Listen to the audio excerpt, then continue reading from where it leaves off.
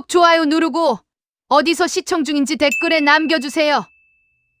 은하동무 한국 가면 내가 책임질 테니. 새벽 4시 회령의 강바람이 얼굴을 때렸습니다. 저는 그 말을 되뇌며 얼어붙은 두만강 위를 한 발 한 발 내디뎠습니다. 발밑에서 얼음이 삐걱거렸고 심장은 귓가에서 북처럼 울렸습니다. 손전등 불빛이 언제 비출지 몰랐습니다. 총성이 언제 터질지도 몰랐습니다. 그러나 제 앞에는 리철수 동무가 있었고 그의 뒷모습만 보고 있으면 모든 게 괜찮을 것 같았습니다. 칼바람이 목덜미를 파고들었습니다. 조금만 더 가면 돼. 리철수 동무는 고개를 돌려 저를 보았습니다. 그의 눈빛에는 확신이 담겨 있었습니다. 은하 동무, 절대 뒤 돌아보지 말고 나만 따라와. 그 목소리는 낮고 단단했습니다. 마치 이 모든 위험을 이미 헤쳐나온 사람처럼. 저는 고개를 끄덕였습니다. 입술이 얼어 말이 나오지 않았지만 제 눈빛으로 대답했습니다. 당신을 믿습니다. 강 위를 걷는 10분이 평생처럼 느껴졌습니다. 발밑에서 얼음이 갈라지는 소리가 났고 저는 숨을 멈췄습니다. 그러나 리철수 동무는 멈추지 않았습니다. 그는 계속 앞으로 나아갔고 저도 따라갔습니다. 드디어 중국 땅이 눈앞에 보였습니다. 다 왔어. 이제 괜찮아. 그가 손을 내밀었습니다. 저는 그 손을 잡았습니다. 따뜻했습니다. 눈보라 속에서도 영하 20도의 추위 속에서도 그 손만은 따뜻했습니다. 이 사람이 나를 구해줄 거야. 저는 그렇게 믿었습니다. 강을 건너고 산을 넘고 9개월의 긴 터널을 지나 한국에 가면 리철수 동무는 약속대로 저를 책임져 줄 거라고. 우리는 함께 새로운 삶을 시작할 거라고. 그날 밤 중국 산골의 허름한 움막에 도착했을 때 리철수 동무는 제게 따뜻한 물 한 컵을 건넸습니다. 고생했어, 은하 동무. 이제부터는 내가 지켜줄 거니까. 저는 그 말을 들으며 처음으로 눈물을 흘렸습니다. 드디어 끝났다. 아니, 시작이었습니다. 리철수 동무와 함께하는 새로운 삶의 시작. 그렇게 믿었습니다. 하지만 그때 저는 몰랐습니다. 그 손이, 그 약속이, 그 따뜻한 목소리가 훗날 제 가슴에 가장 깊은 칼날이 될 줄은. 중국 땅에 발을 디딘 지 사흘째 저는 브로커를 만났습니다. 그는 40대쯤 되어 보이는 조선족 남자였고 담배 연기를 내뿜으며 우리를 후쳐봤습니다. 리철수 동무는 그와 중국어로 뭔가를 속삭였고 저는 그 대화를 알아들을 수 없었습니다. 다만 브로커의 표정이 점점 굳어지는 것만은 느낄 수 있었습니다. 돈이 부족하면 곤란한데. 브로커가 한국말로 중얼거렸습니다. 저는 리철수 동무를 바라봤습니다. 그는 아무 말 없이 고개만 끄덕였습니다. 그 순간 그의 표정에서 처음으로 뭔가 다른 것을 봤습니다. 무표정함. 아니, 냉기였습니다. 우리는 산속 깊은 곳으로 숨어들었습니다. 폐가 같은 집이었고 창문은 깨져 있었으며 바닥에는 먼지가 쌓여 있었습니다. 5명의 탈북자가 한 방에 모여 앉아 숨을 죽였습니다. 브로커는 하루에 한 번 빵과 물을 가져왔고 우리는 그것으로 버텼습니다. 리철수 동무는 점점 말이 없어졌습니다.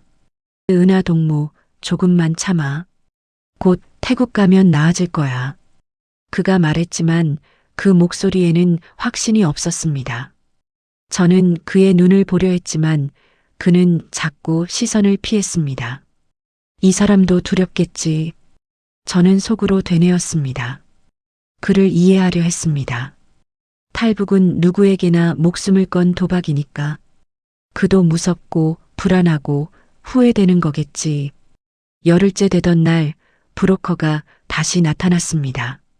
돈이 더 필요해. 사람당 300만 원씩 더. 그가 차갑게 말했습니다. 방안이 얼어붙었습니다.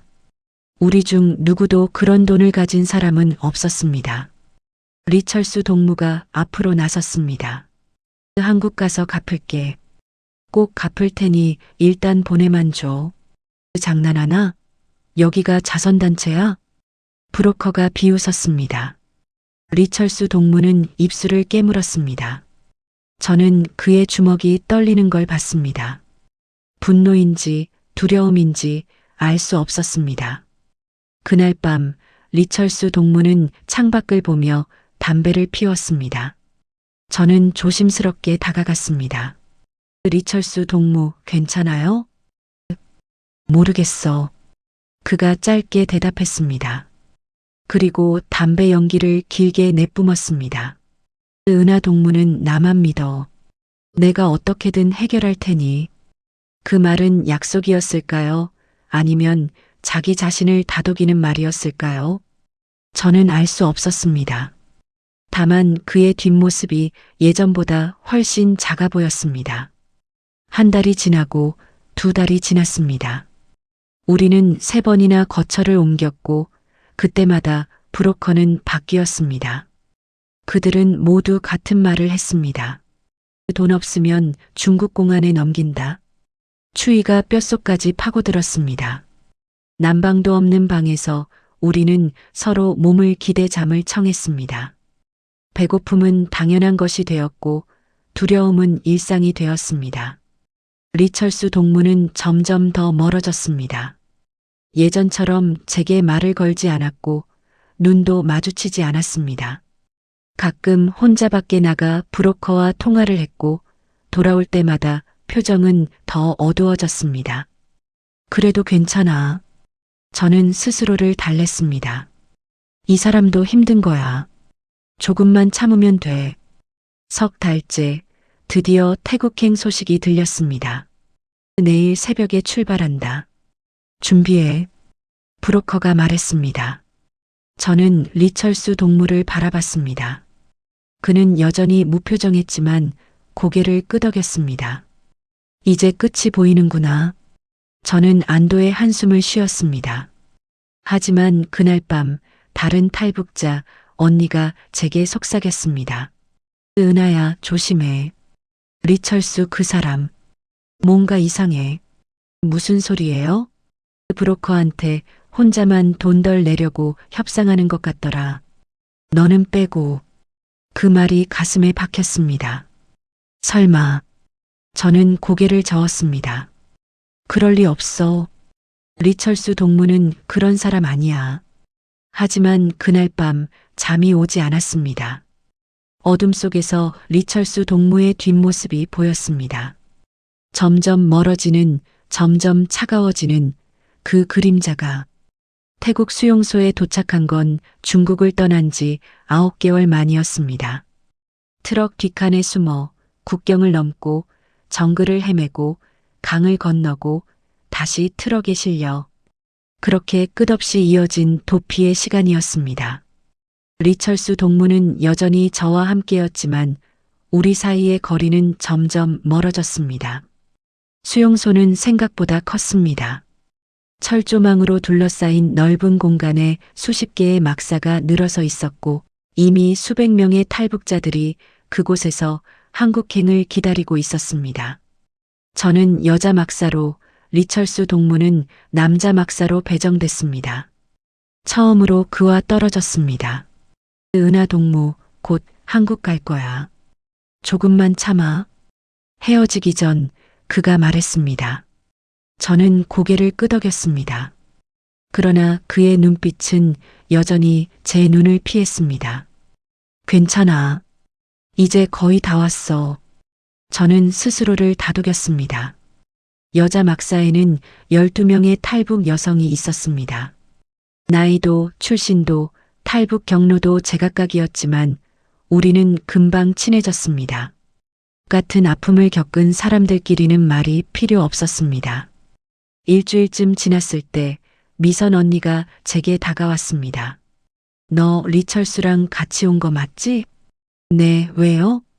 그 사람 소문 들었어? 미선 언니의 목소리가 낮아졌습니다. 저는 가슴이 철렁했습니다. 무슨 소문요? 브로커한테 돈을 안 냈다더라. 자기 목만 내고 같이 온 사람들 몫은 떼먹었대. 그럴 리 없어요. 저는 즉각 부인했습니다. 리철수 동무는 그런 사람 아니에요. 누가 그런 소리를 해요? 남자 막사 사람들이 다 그러던데. 중국에서 같이 온 사람들이. 미선 언니가 조심스럽게 말했습니다. 저는 고개를 저었습니다. 오해예요. 분명 오해일 거예요. 그래, 오해면 좋겠다. 그냥 조심하라고 하는 말이야. 미선 언니는 더 이상 말하지 않았습니다. 하지만 그 말은 제 마음에 가시처럼 박혔습니다. 설마요. 그 사람은 그런 분 아니에요. 저는 웃어 넘기려 했습니다. 하지만 웃음이 나오지 않았습니다. 입가에 억지로 올린 미소는 금방 사라졌고 가슴 한편에는 무거운 돌덩이가 자리 잡았습니다. 그날 밤 저는 잠을 이룰 수 없었습니다. 중국에서의 기억들이 하나씩 떠올랐습니다. 점점 말이 없어지던 리철수 동무, 브로커와 나누던 낮은 대화들, 저를 피하던 시선, 혼자 나가던 통화들. 아니야. 저는 고개를 흔들었습니다. 그 사람이 날 여기까지 데려왔잖아. 두만강에서 손 내밀어 줬잖아. 하지만 의심의 씨앗은 이미 뿌려졌습니다. 한 달쯤 지났을 때 저는 우연히 리철수 동무를 마주쳤습니다. 수용소 식당에서였습니다. 저는 반가운 마음에 손을 흔들었습니다. 리철수 동무. 그는 저를 봤습니다. 그러나 손을 흔들지 않았습니다. 잠시 망설이더니 고개만 살짝 끄덕이고는 다른 쪽으로 가버렸습니다. 왜 저러지? 가슴이 먹먹했습니다. 그날 저녁 다른 언니가 제게 말했습니다. 은하야, 리철수 그 사람 요즘 다른 여자랑 다니던데. 네, 새로운 탈북자. 젊고 예쁘던데. 둘이 맨날 붙어 다니더라. 저는 아무 말도 할 수 없었습니다. 그럴 리가. 하지만 다음 날 저는 직접 봤습니다. 리철수 동무가 모르는 여자와 웃으며 걷는 모습을. 그는 그 여자에게는 눈을 마주치고 말을 하고 웃었습니다. 저에게는 한 번도 보이지 않았던 표정이었습니다. 그날 밤 저는 막사 구석에 웅크리고 앉아 울었습니다. 소리 내지 않으려 입을 막았지만 눈물은 멈출 수 없었습니다. 뭐가 잘못된 걸까? 어디부터 잘못된 걸까요? 두만강에서? 중국 산골에서? 아니면 처음부터? 미선 언니가 제 어깨를 두드렸습니다. 괜찮아. 한국 가면 다 괜찮아질 거야. 저는 고개를 끄덕였습니다. 하지만 그 말을 믿을 수 없었습니다. 불안이 점점 커졌습니다. 한국에 가면 정말 괜찮아질까? 어딘가에서 무너질 듯한 예감. 그 예감은 매일 밤 저를 짓눌렀고 아침이 되어도 사라지지 않았습니다. 2달 뒤 한국행 명단이 발표됐습니다. 제 이름도 리철수 동무의 이름도 그 안에 있었습니다. 드디어 저는 안도했습니다. 동시에 두려웠습니다. 한국에 가면 정말 모든 게 괜찮아질까요? 아니면 더 큰 무언가가 저를 기다리고 있는 걸까요? 인천공항에 도착한 건 2019년 3월 15일 봄비가 내리는 금요일 오후였습니다. 비행기에서 내려 입국장으로 걸어가는 동안 저는 계속 주변을 둘러봤습니다. 깨끗한 바닥, 밝은 조명, 한글로 쓰인 안내판들. 꿈 같았습니다. 9개월의 도피 끝에 드디어 도착한 대한민국이었습니다. 이제 끝났다. 저는 그렇게 생각했습니다. 리철수 동무는 저보다 앞에서 걸었습니다. 태국에서 함께 비행기를 탔지만 우리는 말을 섞지 않았습니다. 그는 여전히 저를 피했고 저도 더 이상 다가가지 않았습니다. 한국에 가면 달라질 거야. 저는 스스로를 위로했습니다. 입국장을 나서자 정장 차림의 남자 2명이 우리를 기다리고 있었습니다. 탈북민 여러분, 수고 많으셨습니다. 저희는 국가정보원 소속입니다. 한 명이 신분증을 보여주며 말했습니다. 저는 긴장했습니다. 국정원, 북에서 들었던 그 이름이었습니다. 걱정하지 마세요. 여러분의 안전을 위한 절차일 뿐입니다.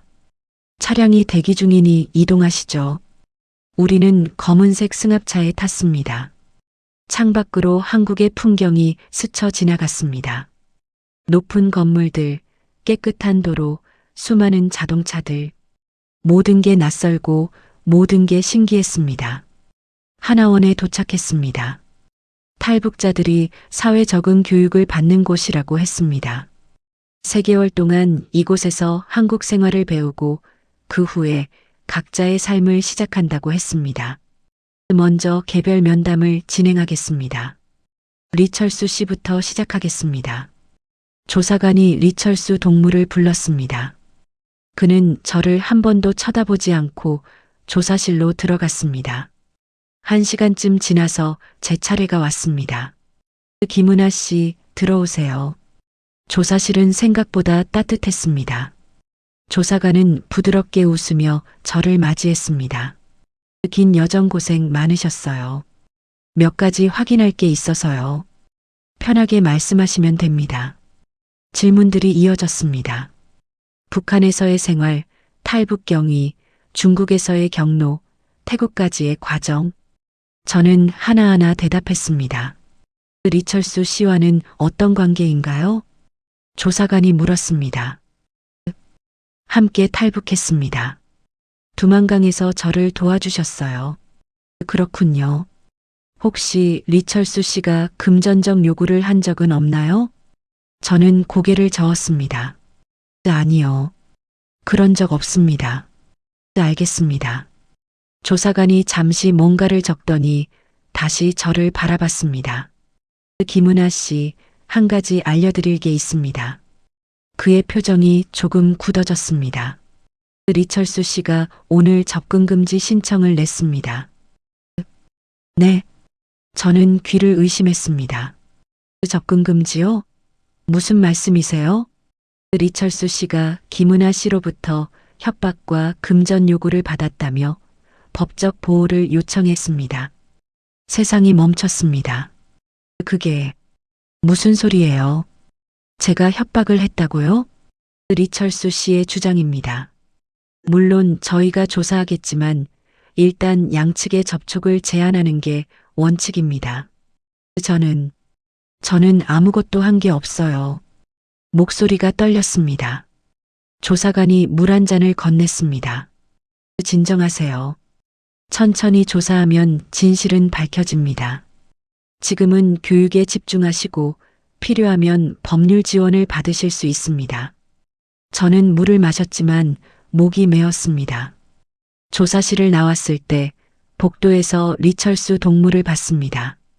그는 저를 보더니 시선을 돌렸습니다. 그리고 다른 쪽으로 걸어갔습니다. 왜? 가슴이 무너졌습니다. 왜 이러는 거예요? 저는 그 자리에 멈춰 섰습니다. 다리에 힘이 풀렸습니다. 두만강에서 손 내밀던 사람, 내가 책임질게 말하던 사람, 중국 산골 움막에서 따뜻한 물 건네던 사람, 그 사람이 이제는 저를 협박범으로 만들어버렸습니다. 그날 밤 저는 기숙사 방에 혼자 앉아 있었습니다. 창밖으로 봄비가 내렸습니다. 한국에서 처음 맞는 비였습니다. 저는 그 빗소리를 들으며 눈물을 흘렸습니다.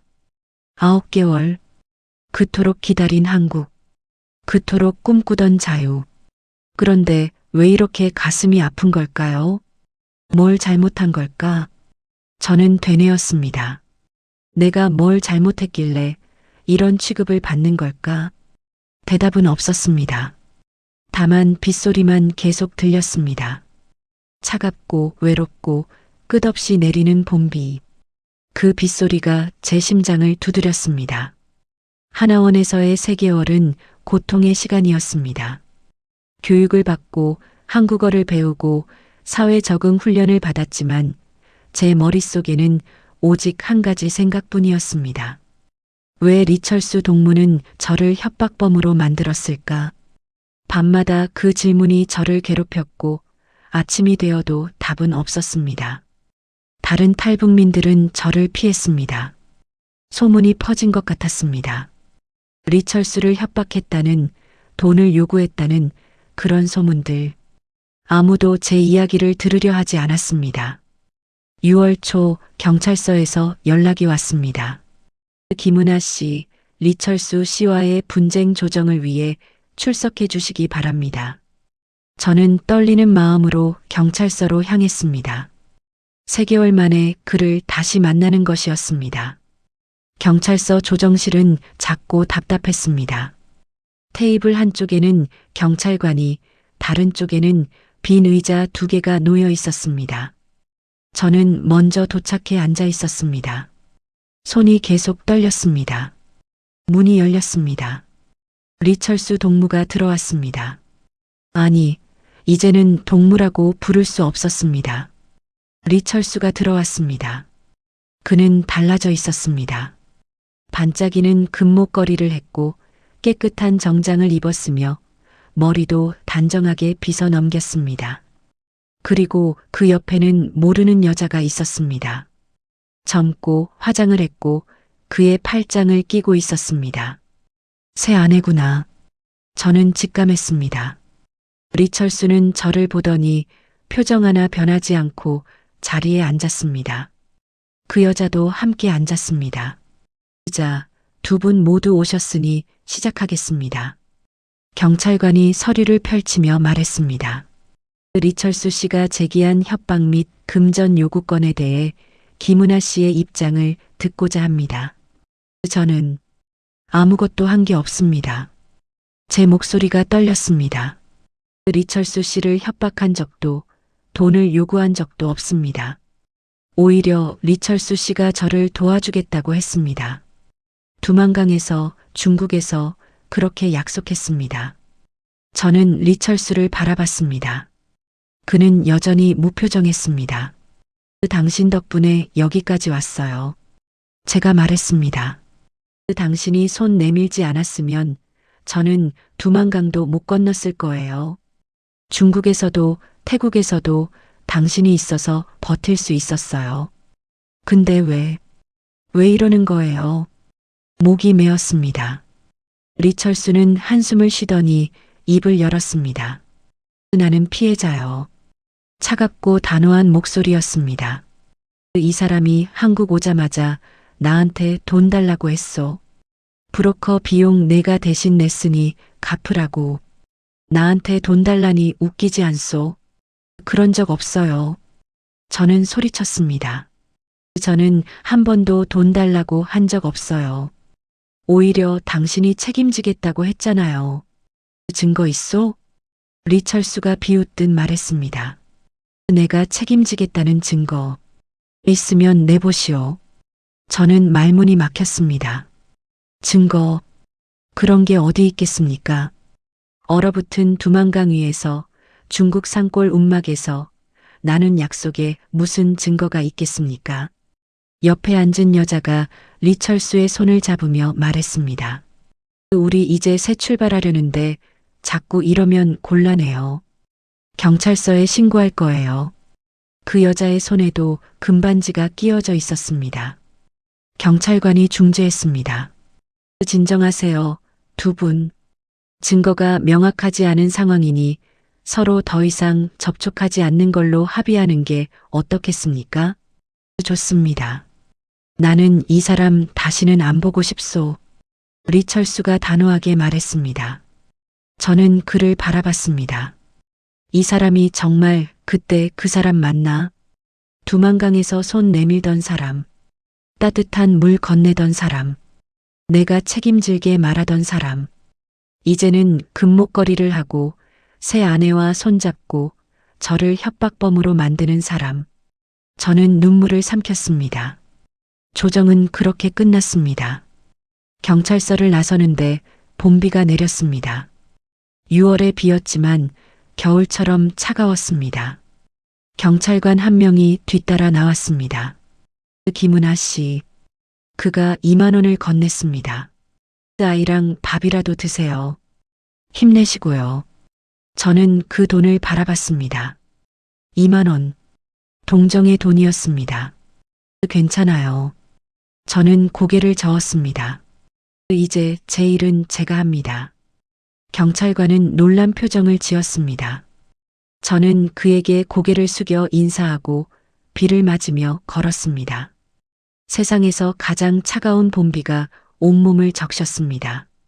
하지만 이상하게도 발걸음은 가벼웠습니다. 이제 끝이구나. 리철수에 대한 기대도, 믿음도, 원망도 모든 게 끝났습니다.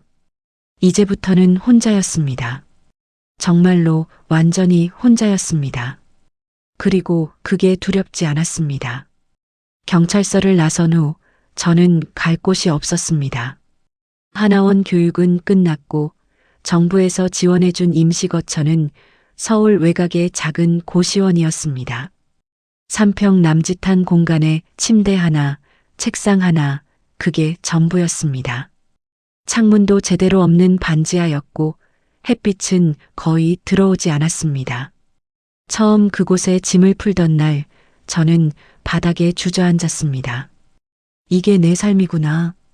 9개월의 도피, 3개월의 교육, 그리고 배신. 그 모든 것의 끝이 이 어두운 방이었습니다. 정부 지원금은 한 달에 80만 원이었습니다. 월세 35만 원을 내고 나면 45만 원이 남았습니다. 식비, 교통비, 생활비를 빼면 손에 쥐는 건 거의 없었습니다. 취업을 해야 했지만 북한 말투가 강한 저를 받아주는 곳은 없었습니다. 편의점, 음식점, 공장, 면접을 보러 다녔습니다. 탈북자세요? 아, 저희는 일단 보류하겠습니다. 말투가 좀 손님들이 불편해할 것 같아서요. 경력이 없으시네요. 어려울 것 같습니다. 거절의 이유는 다양했지만 결과는 같았습니다. 한 달이 지나고 2달이 지났습니다. 저는 점점 무너졌습니다. 아침에 일어나는 게 힘들었고 밥을 먹는 것조차 귀찮았습니다. 며칠씩 방에만 틀어박혀 있었고 핸드폰도 꺼두었습니다. 왜 여기까지 왔을까? 그런 생각이 들었습니다. 차라리 북에 있었으면 이런 고통은 없었을 텐데. 어느 날 밤 저는 옥상으로 올라갔습니다. 서울의 야경이 보였습니다. 수많은 불빛들이 반짝였고 저 멀리 남산타워도 보였습니다. 아름다웠습니다. 그러나 제게는 너무 먼 세상이었습니다. 난간에 손을 올렸습니다. 여기서 끝내면 모든 게 편해질까? 바람이 불었습니다. 차가운 바람이 뺨을 스쳤습니다. 그 순간 엄마 얼굴이 떠올랐습니다. 회령에 두고 온 엄마. 은하야, 꼭 살아서 잘 살아라. 그렇게 말하며 손 흔들던 엄마. 엄마. 저는 난간에서 손을 뗐습니다. 아직은 아니다. 천천히 옥상을 내려왔습니다. 다리가 후들거렸지만 한 계단 한 계단 내려갔습니다. 그날 밤 저는 결심했습니다. 다시 해보자. 포기하기엔 아직 이른 나이였습니다. 37. 인생의 절반도 안 살았습니다. 다음 날 저는 구청에 갔습니다. 일자리 알선 좀 부탁드립니다. 뭐든지 할 수 있어요. 담당 공무원이 저를 바라봤습니다. 탈북민이시죠? 여기 요양보호사 교육 프로그램 있는데 해보시겠어요? 요양보호사요? 네. 교육 3개월 받으면 자격증 나와요. 수요도 많고 탈북민 분들도 많이 하세요. 저는 고개를 끄덕였습니다. 하겠습니다. 교육이 시작됐습니다. 아침 9시부터 오후 6시까지 노인 돌봄에 대해 배웠습니다. 처음에는 낯설었습니다. 기저귀 갈아주는 법, 식사 보조하는 법, 몸을 씻겨드리는 법. 북에서는 한 번도 해본 적 없는 일들이었습니다. 하지만 저는 열심히 했습니다. 수업 중에 졸지 않았고 실습 때도 성실했습니다. 선생님이 칭찬했습니다. 은하 씨, 손길이 참 부드러워요. 천성이 맞는 것 같아요. 처음 들어보는 칭찬이었습니다. 가슴이 뜨거워졌습니다. 3개월 후 자격증을 땄습니다. 그리고 첫 일터가 배정됐습니다. 성북구의 한 요양원이었습니다. 월급은 200만 원. 정부 지원금까지 합치면 한 달에 280만 원이었습니다. 이제 살 수 있겠다. 첫 출근 날 저는 할머니 한 분을 만났습니다. 86살의 박순자 할머니였습니다. 치매를 앓고 계셨고 가족들은 거의 방문하지 않았습니다. 침대에 누워 천장만 바라보시는 할머니를 보며 저는 가슴이 먹먹했습니다. 할머니, 제가 은하예요. 잘 부탁드려요. 할머니는 저를 보더니 희미하게 웃으셨습니다. 이쁘네. 우리 딸 같네. 그날부터 저는 할머니를 돌봤습니다. 식사 챙겨드리고 몸 씻겨드리고 산책 도와드리고 밤에 잠 못 이루시면 손 잡아드렸습니다. 힘들었지만 이상하게 마음이 편했습니다. 누군가를 돌본다는 것, 누군가에게 필요한 사람이 된다는 것, 그게 제게는 위로였습니다. 한 달쯤 지났을 때 할머니가 제 손을 꼭 잡으시며 말씀하셨습니다. 은하야, 고마워. 내가 있어서 할매가 산다. 저는 눈물이 났습니다. 아, 나도 누군가에게 도움이 되는구나. 리철수는 저를 버렸지만 할머니는 저를 필요로 했습니다. 세상은 저를 거부했지만 이곳은 저를 받아들였습니다. 그날 밤 고시원 방에 돌아와 거울을 봤습니다. 여인 얼굴, 지친 눈빛, 거친 손. 하지만 그 안에서 뭔가 다른 걸 봤습니다. 포기하지 않은 사람, 다시 일어선 사람, 혼자서도 걸을 수 있는 사람. 나는 괜찮아질 거야. 저는 스스로에게 말했습니다. 이제부터는 내 힘으로. 3년이 흘렀습니다. 요양원에서 일하며 돈을 모았고 작은 원룸으로 이사했습니다. 창문으로 햇빛이 들어오는 그런 곳이었습니다. 매일 아침 그 햇살을 보며 저는 감사했습니다. 어느 날 요양원 복도에서 버려진 나무 의자를 봤습니다. 다리가 부러진 낡은 의자였습니다. 누군가 쓰레기통 옆에 갖다 놨고 곧 버려질 예정이었습니다. 저는 그 의자를 가만히 바라봤습니다. 아직 쓸 수 있을 텐데. 집으로 가져왔습니다. 공구를 사서 부러진 다리를 고쳤습니다. 사포로 표면을 갈아내고 페인트를 칠했습니다. 이틀 동안 작업한 끝에 의자는 새 것처럼 변했습니다. 이거 재밌네. 그날부터 버려진 나무를 모으기 시작했습니다. 길거리에 버려진 나무 상자, 요양원에서 버리는 나무 팔레트, 이사 쓰레기로 나온 나무 가구들. 저는 그것들을 집으로 가져와 새 생명을 불어넣었습니다. 작은 화분 받침대, 책꽂이, 연필꽂이, 그리고 나무 인형. 특히 나무 인형은 특별했습니다. 버려진 나무 조각을 깎아 사람 모양을 만들고 옷을 입혔습니다. 표정도 그려 넣었습니다. 웃는 얼굴, 생각에 잠긴 얼굴, 편안한 얼굴.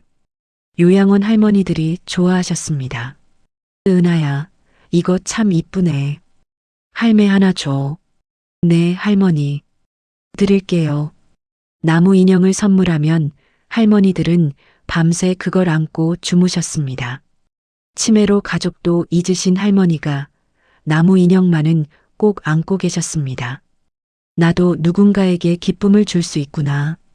그게 행복했습니다. 인스타그램 계정을 만들었습니다. 버려진 나무의 두 번째 인생이라는 이름으로 제가 만든 작품들을 올렸습니다. 처음엔 몇 명만 보다가 점점 사람들이 늘어났습니다. 댓글이 달렸습니다. 정말 아름답네요. 어디서 살 수 있나요? 버려진 걸 이렇게 살려내다니 감동이에요. 이 문구 너무 좋아요. 저도 위로받았어요. 마지막 댓글은 제가 작품마다 붙인 문구를 본 사람의 반응이었습니다. 누군가에게 버려졌다고 느낄 때 그건 새로운 시작의 신호다. 그 문장은 제 인생이었습니다. 리철수에게 버려졌을 때 저는 무너졌습니다. 하지만 그 덕분에 혼자 서는 법을 배웠습니다.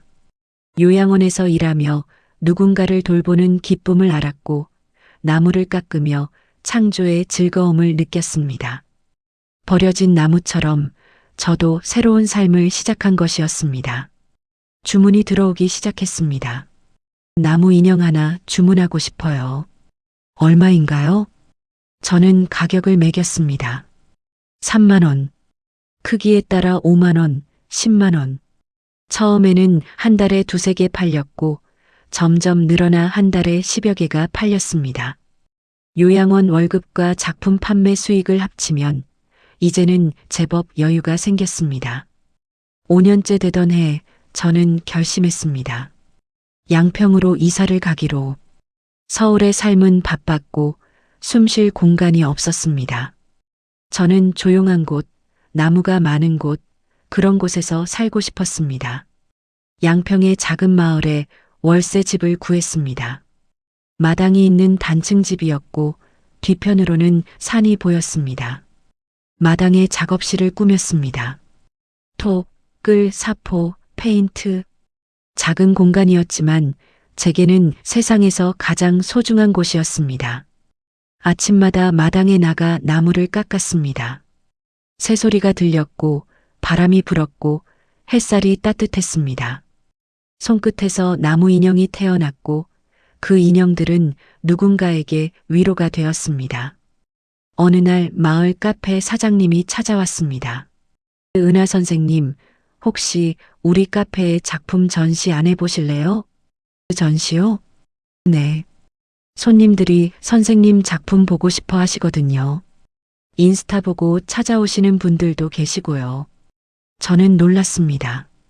제 작품을요? 네. 정말 좋아요. 특히 그 문구. 누군가에게 버려졌다고 느낄 때 그건 새로운 시작의 신호다. 이거 참 좋더라고요. 사장님이 웃으며 말했습니다. 저도 이혼하고 여기 내려왔거든요. 그 문구 보면서 많이 위로받았어요. 저는 가슴이 뜨거워졌습니다. 감사합니다. 전시하겠습니다. 한 달 후 카페에서 작은 전시회가 열렸습니다. 나무 인형 20개, 화분 받침대, 책꽂이, 그리고 제 이야기를 담은 작은 패널. 탈북민 은하의 나무 인생이라는 제목이었습니다. 사람들이 왔습니다. 이거 직접 만드신 거예요? 대단하시네요. 선생님, 이 문구 참 좋네요. 저도 요즘 힘든데 위로가 돼요. 탈북하셨다고요? 정말 고생 많으셨겠어요. 응원합니다. 저는 한 분 한 분께 고개를 숙여 감사 인사를 했습니다. 그날 저녁 마당에 앉아 별을 봤습니다. 회령에서도 이런 별을 봤습니다. 두만강을 건너던 그날 밤에도 중국 산골 움막에서도 태국 수용소에서도 이런 별들이 떠 있었습니다. 여기까지 왔구나. 저는 혼잣말을 했습니다. 혼자서 이만큼 왔어. 눈물이 났습니다. 하지만 슬픈 눈물은 아니었습니다. 감사의 눈물이었습니다. 양평에서의 삶은 평화로웠습니다.